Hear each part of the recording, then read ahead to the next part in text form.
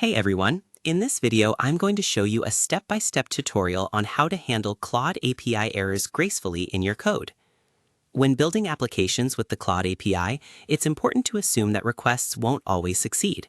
Network interruptions, authentication failures, rate limits, overloaded servers, or invalid requests can all occur from time to time. Rather than allowing your application to crash or display confusing error messages, you should handle these situations gracefully. Proper error handling helps your application recover when possible, provide meaningful feedback to users, and make debugging much easier. In this guide, you'll build a robust error handling wrapper, identify different API errors automatically, and create a fault-tolerant request flow that can respond appropriately to each type of failure. The first step is to open your terminal. Once your terminal is open, run the provided script that creates a robust error handling wrapper. This wrapper acts as a central place where your Claude API requests are monitored for errors. Instead of surrounding every API call with separate error handling logic, the wrapper allows your application to process failures consistently throughout the project. The example script also checks the instance of property of the error object. This allows your application to determine exactly what type of error occurred. Rather than treating every failure the same way, your code can distinguish between different categories such as authentication errors, rate limit errors, invalid requests, network failures, permission errors, internal server errors, overloaded server responses. Identifying the specific error type allows your application to respond much intelligently.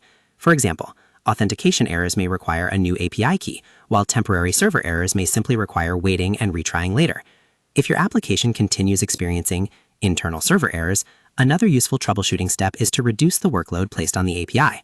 Open, Claude, or update your application's configuration. If you're currently using a larger Claude model, switch to a lighter model.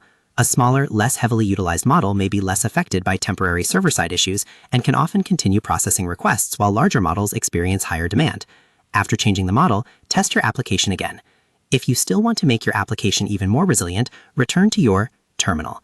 Run the provided script that creates a fault-tolerant request router.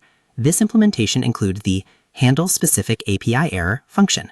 Instead of treating every API failure identically, this function examines the error type and decides what action should be taken. Depending on the error received, your application can perform actions such as retrying the request, displaying a helpful error message, logging diagnostic information, switching to another model, asking the user to authenticate again, waiting before retrying, ending the request safely without crashing. Some developers also neglect to separate their error handling logic into reusable functions, making large applications much more difficult to maintain over time. To summarize, handling Claude API errors gracefully begins by creating a robust error handling wrapper that centralizes your application's error processing. By inspecting the instance of property of each error, your application can determine exactly what type of failure occurred and respond appropriately instead of treating every error the same way. If you're encountering temporary internal server errors, switching to a lighter Claude model may also improve reliability.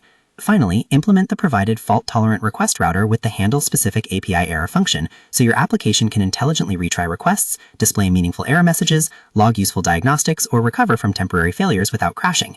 Building comprehensive error handling into your application makes it significantly more reliable and easier to maintain. Rather than reacting unpredictably to API failures, your software can recover gracefully, provide users with clear feedback, and continue operating whenever possible.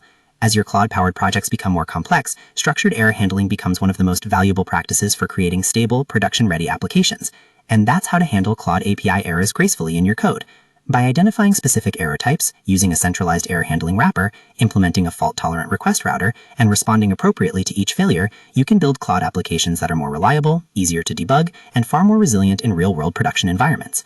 So that's how you do it. I hope you guys like this video. Subscribe for more, like for more, and share for more. I hope to see you again. Goodbye.